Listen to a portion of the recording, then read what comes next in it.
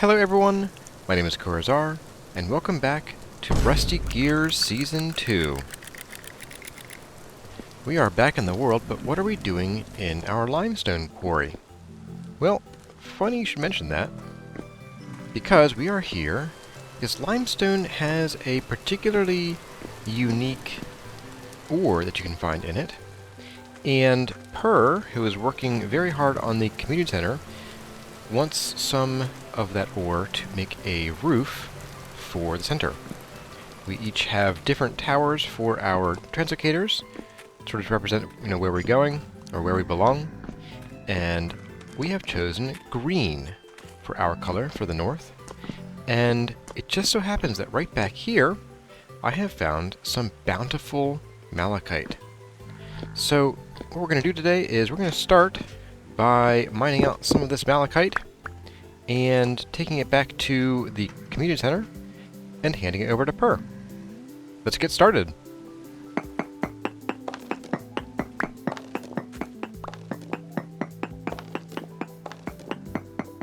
Well, that is a pretty good haul of malachite, so hopefully this will be enough.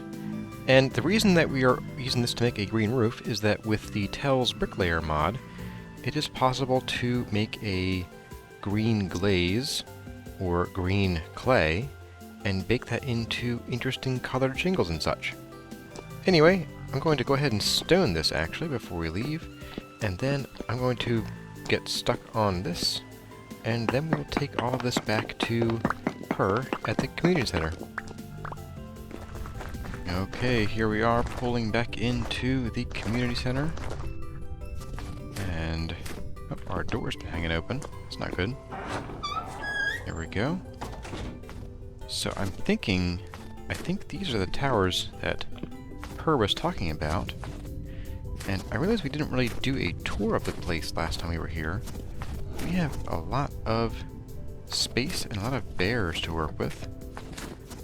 I know there's some talk about turning this into a sort of like racing arena for something, for horses maybe. But each of these towers has a purpose or is designed to be repurposed. For instance, we have over here, we have leather working in our tannery over here. And over here we have a dyeing area. And then on the north side, we have our forge area on this side, complete with a single hammer, single windmill hell of a setup, I think. And then over here we have the kitchen and the cellar. Oh, and the cellar has been remodeled. Anyway, let's go and find where Per wants us to put this stuff. I think for now it goes in here. Boop. There we go. I'll let her know.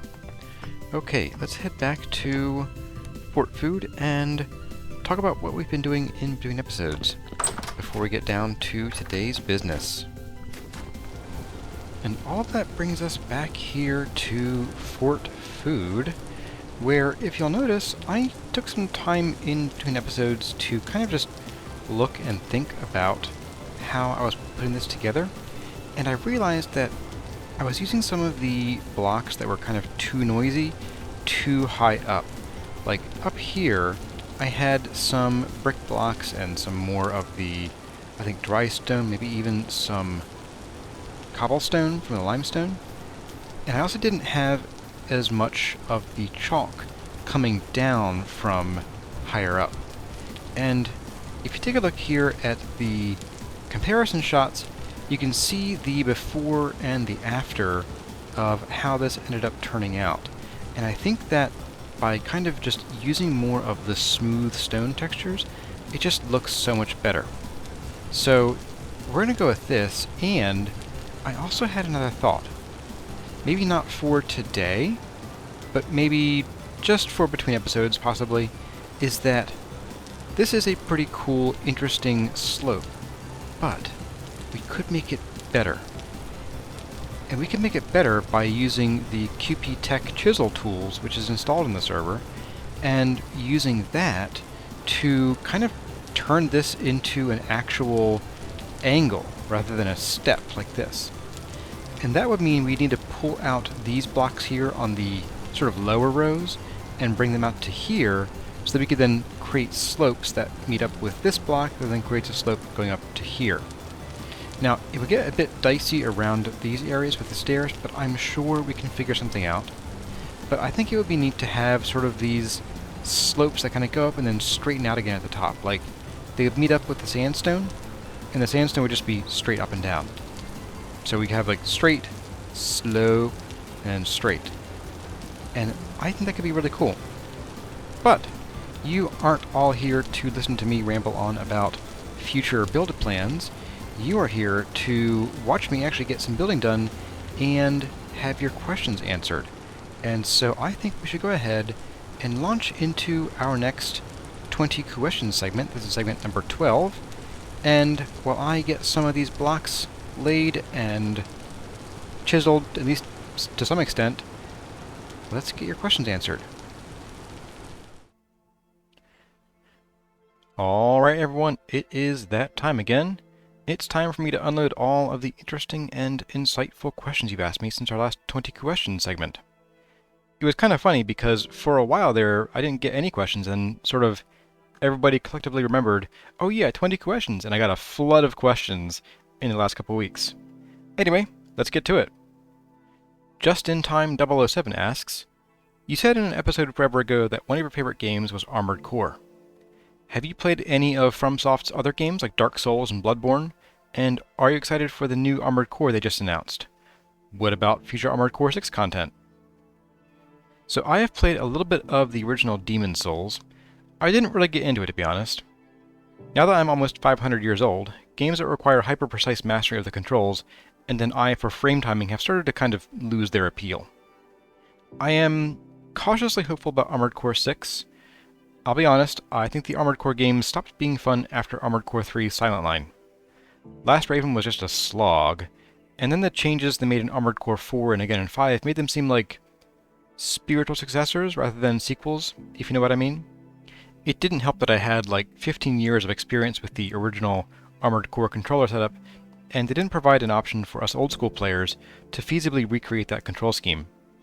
Also, I really missed the missile lock-on mechanics that they used to have, and which they ditched in AC4. I am open to trying out the new one when it comes out, but like I said, cautiously hopeful. I'm not sure if Armored Core content would quite fit the channel, but if it's something that people want to see and end up enjoying the game, then why not?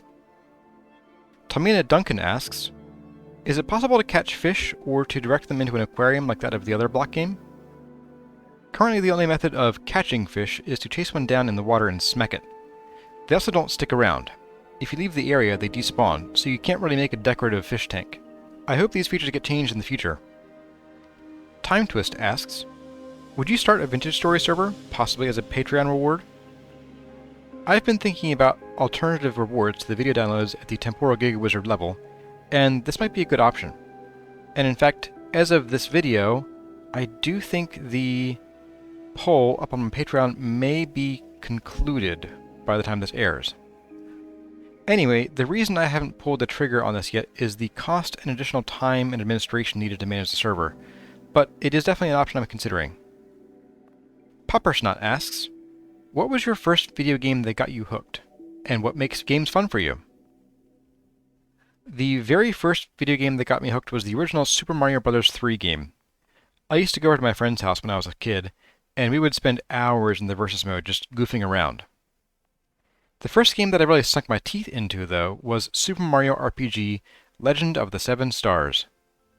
This was one of the very few SNES games I owned growing up, and so I'd say this was officially the game that really got me hooked. Although classics like the original Warcraft and SimCity 2000 also played a role. I think my single favorite thing in video games that draws me to them is the amount of agency the player has to direct the story. Sure, many games only allow the player enough agency to succeed or fail, and some of those can still be fun. If they have my second favorite thing in video games, and well, any media designed for long-term consumption, good storytelling and characters. Or number crunching, sometimes, addictions and all. I love games, books, TV shows, and movies that have compelling storytelling and a strong grasp of what makes characters interesting. As an author myself, I really enjoy the process of watching characters grow and evolve. Giuseppe Zamboni asks, you consider yourself an author. However, are there any non-fiction books you love? If so, I'd love to know what kinds. I don't generally read non-fiction books. However, there's a special place in my heart for informational books about topics that I find interesting, which is to say a lot of things.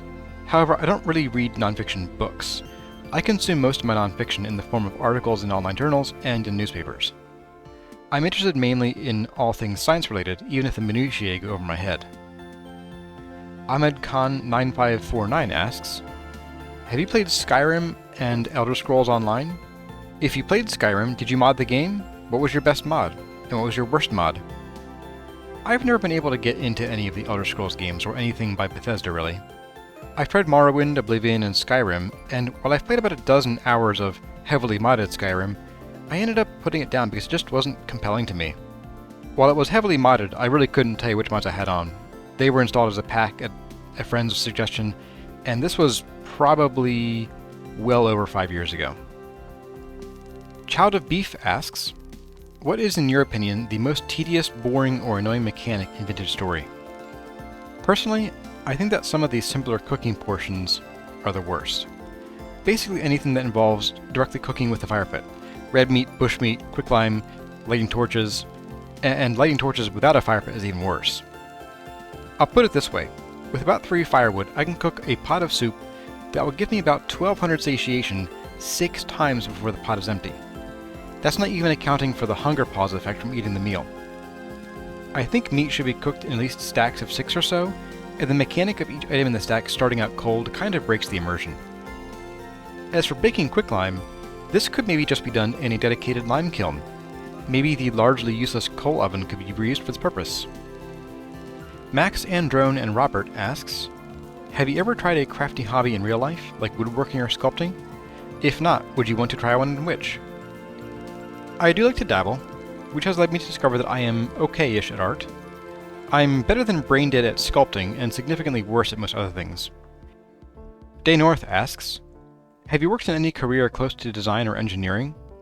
Some of your designs are amazing, and I was just curious if it came from understanding designs in a career, or just from years and years of building in other games.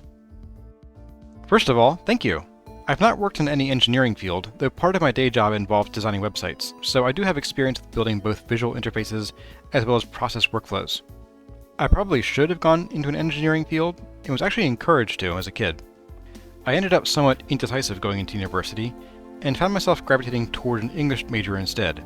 But ever since I was a kid, I loved building with any sort of blocks, from regular old wooden blocks to Lincoln Logs, Tinker Toys, Lego, Connects, Erector sets, Capsella, and so on. It's definitely more of a hobby for me, but I do seriously enjoy designing both form and function of things in general. I like the challenge, and I love seeing if my results match my expectations. Leon Oliveira asks, are you enjoying Valheim so far? What do you expect from it or hope to see in it eventually? Overall, I am enjoying Valheim. There are some things that I would like to see changed, but considering it's an early access game, I'm willing to be patient and see where the developers take it before its final release. And who knows? That final release may not be final at all. So many games these days continue to receive content and quality updates long after their publication. As for some things I want to see in it, 1. I wanted there to be fewer grindy elements. I spent 2 hours the other day mining out copper from one copper deposit, and I came away with only 90 copper. That turns into only 45 bronze when combined with 45 tin. That's not a lot, and it feels like the game is not respecting my time or my intelligence. 2 copper and 1 tin should turn into 3 bronze, not 1, though really it should be more like 9 copper and 1 tin become 10 bronze, but that's another matter. I just don't have time to spend 6 hours between episodes mining enough materials to prepare for the next episode, and it just doesn't respect my time. Something I'd like to see as far as new features go, maybe some kind of story? The game has a premise, getting ready to fight for Odin. It would be interesting if there were NPC adventurers, some who were actively pursuing empowerment for Odin's sake, and maybe others who have given up on that hope and have resigned themselves to a life in Valheim, as a bartender or blacksmith or something, and maybe even a rival who, is challenging you and gets to the various burial chambers before you do and clears them out. Kind of like, Gary or Red or Blue from the old Pokemon games. And maybe even an antagonist who wants to prevent you from achieving that because they want to thwart Odin's plans for the 10th, 9th, 8th, whatever number of worlds they are. Queen Avi, or Queen AVI, asks, what is your favorite pun? What was your or friend's favorite best delivery of a pun? Honest answer? I don't have a favorite. Every pun is amazing, but the ones you don't see coming are better. It's also really hard for me to remember puns because I tend to make them repeatedly throughout the day. So much so that as soon as I deliver them, I forget about them. I have a very small audience around the house, so repeat performances are kind of a rarity. It sort of turns them into a throwaway commodity around here, and I often find myself asking, hey, what was that pun I said last night? And crickets. Every time. But let's face it, puns are like vegetables. They can't be beat. Alright everyone, that was all of the questions we have for today's segment of 20 questions. Thanks to everyone who submitted a question, and if you want to submit your own, drop them in a comment with the hashtag 20questions. Or you can hop over to our Discord server and drop them in the 20 Questions Discord channel. Now, let's get back to Fort Food. And, like that, we have finished a majority of the walls for Fort Food. Let's take a look. So we now have all of this chalk up top here, and we have limestone and conglomerate down on the bottom. And I made a concerted effort this time to kind of cluster the different block types, so where there's cobblestone, they'll be connected to more cobblestone. Where there's brick, they'll be hooked up to more brick typically, like right here. So this was the first section of wall, and I may come through and kind of reorganize some of this as well. But I don't see it as a huge priority, but I think it does look a little bit better with sort of kind of clusters of the same kind of blocks or block texture groups, with the black and gray lines from the dry stone and the bricks, and the softer but noisier textures of the cobblestone. Now, if you were paying attention while I was doing the trim up top here, I did realize, oh, of course there's a gap there, but I did realize after I was done that I need to replace these not with square blocks, but with stair blocks.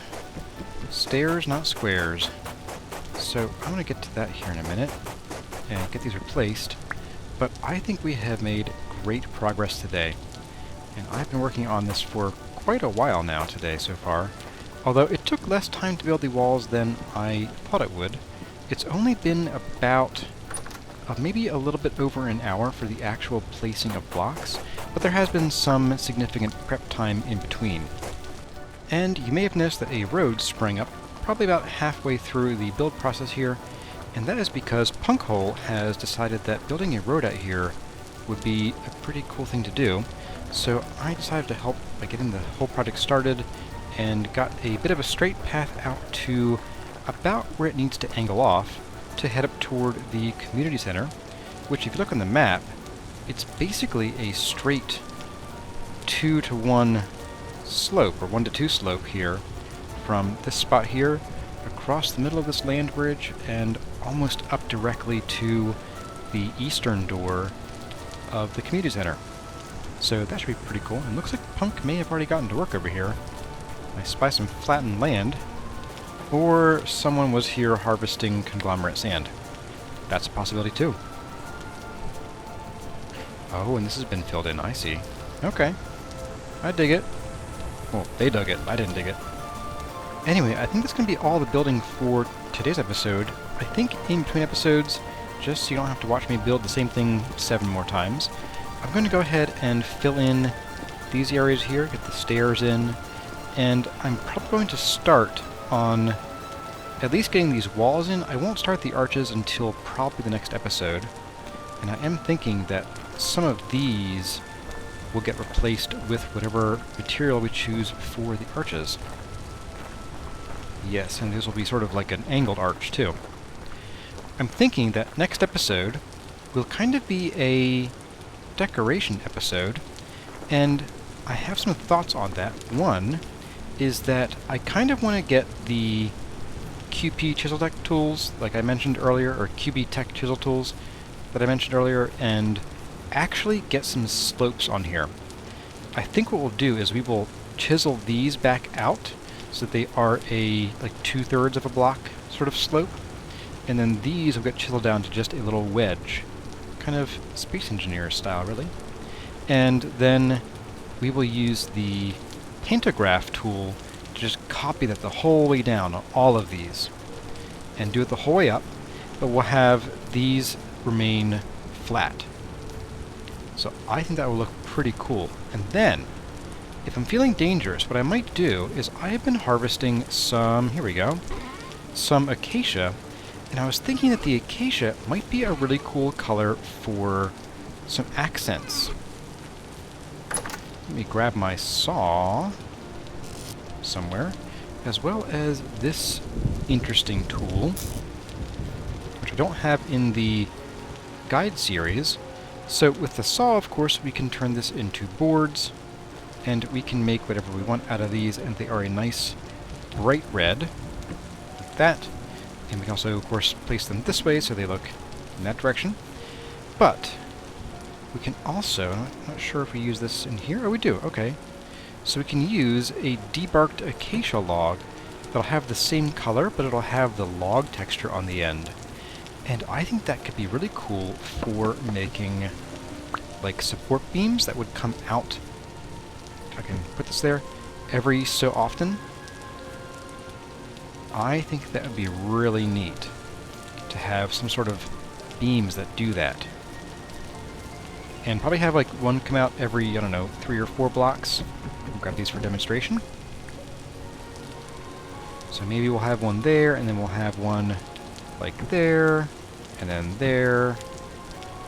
Just every so often. I'd probably chisel them down so they only stick out like a half or even just a quarter of a block. But I think that would be really fun and add a nice splash of bright color to an admittedly somewhat drab build. But having these sort of pop would really make this, well, pop, I guess. Boop! There we go.